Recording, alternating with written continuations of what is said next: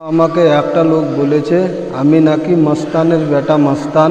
আমি তোকেই বলছি, তোর মতন আমি কারু ধন মেরে খাই না। আমি যা খাই রোজগার করে খাই, আর তুই হলে চিটিংবাজি করে খাওয়া লোক। মানুষকে কিভাবে চিটিংবাজি করতে হবে সেটা তুই জানিস। তার মধ্যেও তুই সব জায়গায় বড় বড় লেচকার মারিস। আমি তোর কীরকম ক্ষতি করেছিলাম ওটার জন্যে বলেছিস কি আমি মস্তানের বেটা মস্তান। আমি তো কোনো দিনই বলিনি কি আমি মস্তান।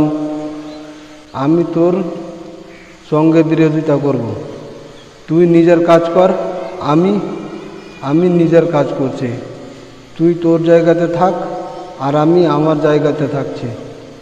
আমি তোকে সব সময় সম্মান দিয়ে চলি, এখন পর্যন্ত আমি তোকে সম্মান দিয়ে চলি।